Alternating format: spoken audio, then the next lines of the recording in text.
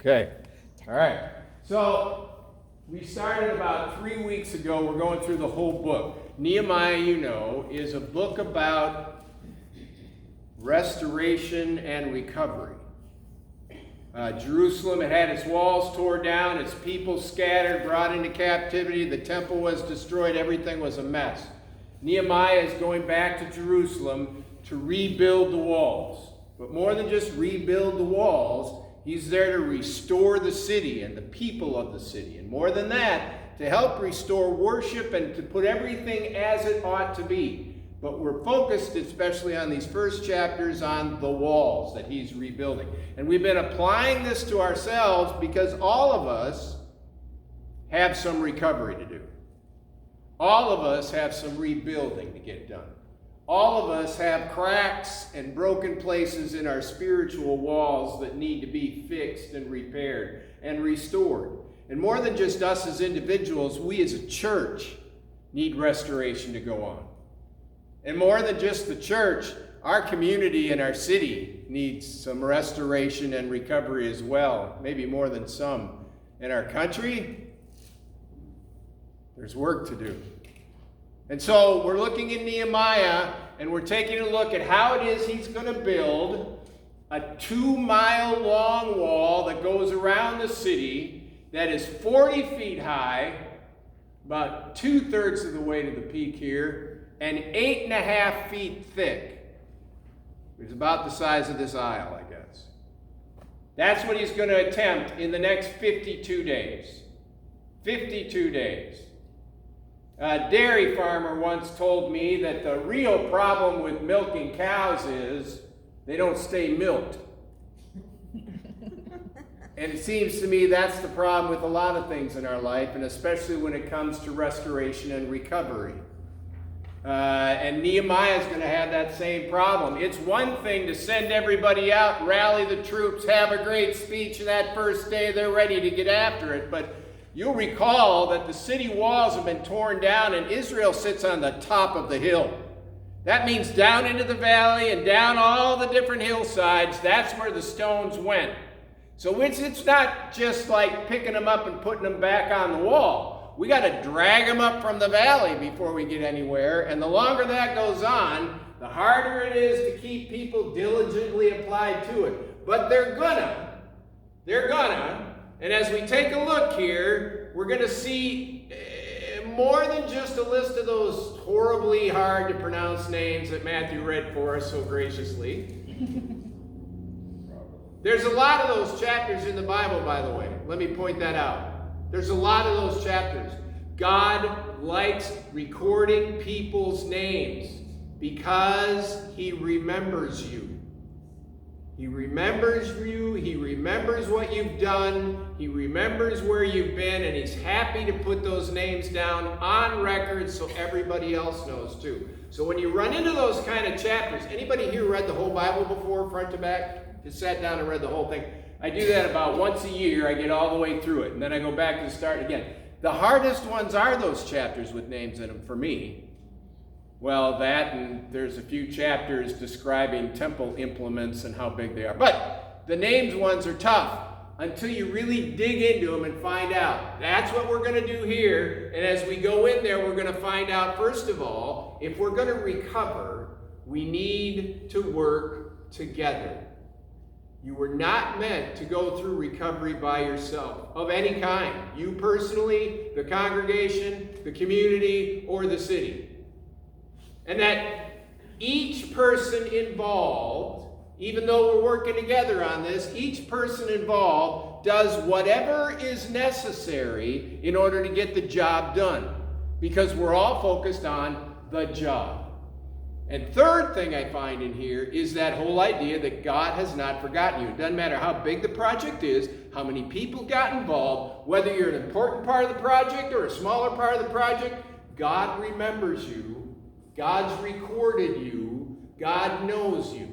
And I get all of those. So let's get back in the chapter and let's pick them up as we get to them. Nehemiah gives us a quick tour, really, of the city, gate by gate in chapter 3. He starts at the sheep gate and he makes his way around Jerusalem counterclockwise. And as he gets to each gate and the walls near it, he talks about the people that are working in that particular area and what it is that they're doing. That's why it's a long list. He covers the whole wall. You will notice Nehemiah does not try, though in my mind administratively it would make more sense. Let's build this section of wall and have a celebration and say, yay, we're done with that section. And then we'll build this section over here, all of us together, and we'll have a little celebration and say, yay for that section there. Nehemiah doesn't do that. Whole wall's going up at one time. Everything. All 2 miles. It's all going up. That's what he does. And before we get any further, let me just give you a couple of things about the gates. The gates themselves are important, and I'll let you read through this chapter later on your own, because I'm sure you're going to do that. I'll let you read through this chapter on your own and pick some of this up for yourself. But notice he starts at the sheep gate. Any idea what the sheep gate might be for? Sheep? That's right. That's where they brought in the sheep. You'll notice it's the priests working on it because the sheep gate is right near the temple. And it's where the sheep come in to be sacrificed in worship. If the sheep gate is not operational, then worship is not operational. So it may not seem like an important thing to be doing is to fix this gate for sheep. But without it, you can't have temple sacrifices. Without it, you can't have worship. And in your life and in my life, there's some important places to start to make sure that our recovery goes well. And one of them would be right here at the sheep gate and our own worship. What kinds of things in your life need to be recovered so that your worship is at its peak? What kinds of things need to happen so you are better connected with God? You remember we started chapter 1 as we went through the stages of how to go about doing this with Nehemiah getting himself right with God. He said over and over again, I wept, I mourned, I fasted, and I prayed. I wept, I mourned, I fasted, and I prayed, because none of this happens without God and without my connection to God. And so the sheep gate's a great place to start. But you'll notice along the way over on the other side of the city, there's this other gate in here. It's called, depending on your translation, the ash gate or the refuse gate. It's the trash gate. It's the gate they bring all the garbage out. You can't have a city without garbage men. There is no such thing. Every city has garbage men. It's more than just garbage that go out this gate. It's all the toilets that flow this direction too. Everything goes out this gate and down into the valley of Gehenna. The valley of Gehenna, when Jerusalem is at its peak, has so much garbage in it that's been lit on fire that the fires never go out. And you think this smells nice? No, it does not. It does not smell nice. Doesn't matter that they're burning it, the smell never goes away. Can you imagine there was anybody in the city that wanted to work on the trash gate? Was this a good job? I don't think so. But somebody did. Somebody stepped in. What kinds of stuff? There's garbage in your life that the trash needs to get taken out. There's spiritual trash in your life that needs to be gotten rid of. Stuff that needs to be burned, just set on fire and let it go. What is it? Only you know. As you go around the city of Jerusalem, gate by gate, you're going to find helpful ideas about what needs to take place as you're repairing your own walls. But let's get on to the rest of it here, because it's also about the people working on all of those gates. And look at it, all the different kinds of folks. There are officials from different parts of the city here. There's even officials from as far away as Jericho and Tekoa, which are cities that are a pretty good distance away, but they've decided apparently that it's better for them that Jerusalem is strong. So we'll come and help you do it.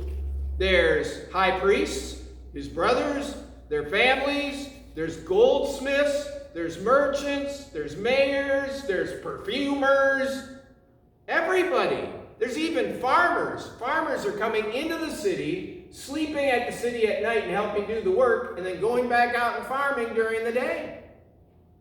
Everybody's involved in this process. Everybody gets their hand in it. And that's the way it's supposed to be, isn't it? It's us doing it all of us doing it together. That's the way it should be. That's the way it was designed to be. Imagine for a minute a dining room table as long as this aisle. And we're all around it. And it's filled with every possible good thing to eat you can imagine. And you got goblets of whatever your favorite beverage is in front of you. And all of us are starving. We can't wait to get started. But there's a problem. None of us have any elbows in this story. You can't bend your arm. You know how hard it is to feed yourself if you can't bend your arm? Anybody had casts on before? It's really hard to eat without just sticking your face in the mashed potato bowl. And it's not going to work very well, and all of us are getting hungrier and hungrier until somebody realizes that if I take some food in my spoon, I can feed the person next to me. And now, pretty soon, everybody gets the idea, and we're all eating, and we're all happy, and we're all talking, and we're all laughing, and we're all getting food on us. That's a picture of the way the church is supposed to be. Us together, needing each other. But some of us don't get that. We don't always. Partly because of our culture, partly because of our personalities. We don't always understand what it means to work together as a team. I remember an older missionary telling me years ago about when he was first in the Philippines on an outlying island, and him and some of the missionary families got together one day, and they invited the local folks to come along with them, and they were all just having a good time, having a little picnic, and they broke out and started playing croquet. Anybody here ever play croquet? You know what I'm talking about? You know, the little mallets and the balls on the grounds and the wickets, and you got to go through, right? And they're playing along, and everybody's fine, everything's going good. They're teaching the local people how to play croquet. And then they get to a place where one of the missionary can do what you know how to do it. His ball rolls up against another player's ball, and so he puts his foot on his ball, hits it with his mallet, and the other player's ball goes rolling off into the distance. And the local guy said, "Why did you do that?" He said, "So I can win." Well, they went on with the game, but the local people never once used that, even though they could have. And in fact, when one of them did finish, instead of proclaiming his own victory, he ran back out onto the field and started giving advice and encouraging the other people playing and showing them what he did and how he got it done. And it wasn't until every single one of them finished that all of them started jumping up and down and saying, "We win, we win, we win." They didn't get that whole "I win" thing because they're a collective people. We're not a collective people. We're in this for ourselves. We're into this for what we can get out of it. And so it's difficult for us to understand when Paul writes in 1 Corinthians chapter 12 and says, "For just as the body is one and has many members, and all the members of the body, though many, are one body, so it is with Christ. For in one Spirit we were all baptized into one body. Jews or Greeks, slaves or free, and all were made to drink of the same Spirit." All of us working together is the way we were designed to function best. Now, I'm not saying that some people didn't use the gifts that they had. Did that section of wall near the perfumers smell better than other people's walls? I don't know what they did. They might have mixed some perfume into the mortar and it was just a nice smell. I don't know what they did. It just says that everybody there bent over and picked up blocks like they were masons, because for right now what we've got to do is build us a wall. And nobody said, "Look, that's not really my gift. I don't really do mason work. tell me when you need some perfuming done. That's not what happened. They all got together and they all built the wall. You will notice a couple of things in here as you read through the text. There is one person that's not mentioned. Nehemiah. Apparently, in his own memoirs here, Nehemiah decides this isn't about me. It's not about the leader. It's not about the guy in charge. It's not about the big shot that came from the city and used to work for the king. This is about us and the people. There's also a couple of folks that he gives special mention to. One of them for bad reasons, one of them for good reasons. God remembers especially, he says, the leaders, the nobles, who did not support the work of their masters. That's verse 5. The nobles who did not support the work of their... Apparently, there were a few people that thought, look, I didn't work hard enough to get to this point in my life where I'm going to start picking up brick now. I got better things to do with my time. God remembered them. Not only are they recorded in Nehemiah because of their lack of effort, God remembered who they were. But he also lists one other person as he talks about Meshullam. And I know there were several people in there with a name close to that, but Meshullam, it says, whose name means devoted, was particularly devoted so that he not only built the gate and the walls near his gate, when he was done with his section, he didn't say, yay for me, I'm done, and wait for everybody else to finish. Like the folks in the Philippines, he went over to the sections of the walls near him to help them finish. He was remembered as well.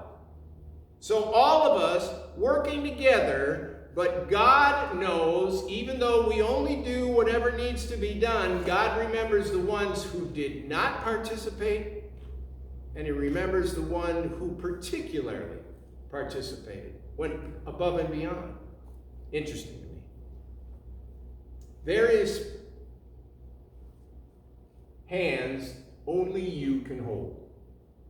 And people who are only going to cry on your shoulder. They're not coming to cry on mine. There are people in here today who needed to hear you sing and give worship to God. They needed to hear you. It's important that you remember that you've got a place in the rebuilding. But it's important to remember that no matter how big the place is, no matter how small the place is that you've been given, no matter what it is we have to do, no matter what the rebuilding is, that God remembers your name. He has not forgotten you. It's clear in here. We will never hear of any of these people again until maybe you get to heaven. But God remembers. He'll remember your name when he welcomes you on that day and says, well done, thou good and faithful servant. He remembers your name on those days that you kneel at the rail and receive the sacrament and the forgiveness of sin. You're not just a nameless face at the rail. He remembered your name when he marked you as his own in baptism. He knew your name before you were born and before your parents gave it to you. God knows. Now, recovery can be a lot like milking cows. They just don't stay milked. And somehow we just don't stay recovered. Otherwise, this would be easy. But I know you've got your own personal things to be working on. In recovery, you've got hurts, habits, hang-ups that need to be repaired. As a church, we most certainly do. Hurts, habits, hang-ups. We got our sheep gates and our refuse gates here that all need to be dealt with too. And our city and our country. But God remembers. He knows the work we've been called to, and he remembers us as we do it. As Isaiah said, can a nursing mother forget her own child? I don't think so. And as the book of Hebrews in the 13th chapter said, I will never leave you nor forsake you. God remembers. He can't forget. It says he has your name carved into the palm of his hand, like a tattoo or a scarring. You're there. He hasn't left us, even though it feels like it some days. He isn't ignoring us, even though it feels like it some days. He's calling us into more. As he did with Nehemiah. 52 days later, this wall is going to be done. 52 days. 100+ years they haven't managed to do it. Suddenly, 52 days. We'll see what happens next week. But may God bless you as you read chapter 3 this week. Amen. For our confession.